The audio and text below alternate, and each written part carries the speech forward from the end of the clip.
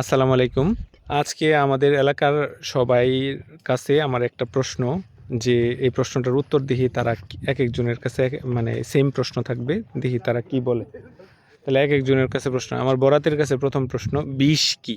মানে যেটা ইংরেজি শব্দ হচ্ছে পয়জন।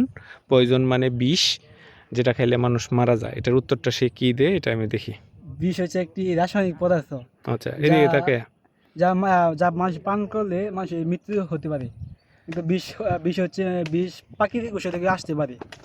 আচ্ছা বিষ বিষ একটি রাসায়নিক পদার্থ বিষ। আচ্ছা, এটা বুঝতে পারলাম। রাসায়নিক নামে একদম স্বাভাবিকভাবে যদি আমরা চিন্তা করি, বিষ বলতে কি বোঝাচ্ছে? বিষটা কি?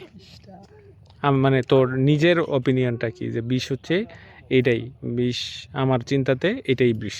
মানে আমি স্বাভাবিকভাবে যদি চিন্তা করি, বইয়ের সংজ্ঞা বাদ দা, তাহলে বিষ কি হইতে পারে? বিষ একটি রাসায়নিক পদার্থ। আচ্ছা, এটা ঠিক আছে, এইটুকুনই মন্তব্য এইটুকুই। বিষ নিয়ে। আচ্ছা ঠিক আছে, ধন্যবাদ। হ্যাঁ, আমার এখন তামিমের কাছে প্রশ্ন, যে বিষ কি, সে কি বলে, তার উত্তরটা আমরা গ্রহণ করি, দেখি কি বলে। বিষ বলতে কি বুঝি? বিষ হচ্ছে একটি রাসায়নিক পদার্থ। বিষ মানুষের শরীরে গেলে এতে মৃত্যুর কারণ হতে পারে। বিষ আমরা প্রাকৃতিতে খেতে পারি, আবার দোকানে আশেপাশে অনেক জায়গায় আছে এই বিষ। এই বিষ হচ্ছে একটি রাসায়নিক পদার্থ, আর এটার জন্য আমরা সবাই সতর্কতা থাকবো। ধন্যবাদ। ও আচ্ছা ঠিক আছে।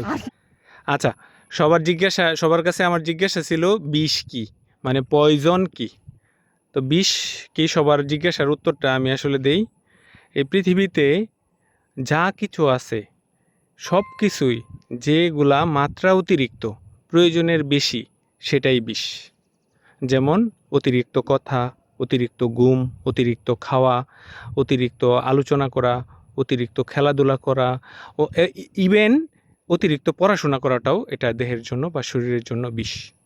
সো আমরা নিয়মিত প্রতিদিন যতটুকুন প্রয়োজন ততটুকুন কাজ করার চেষ্টা করব।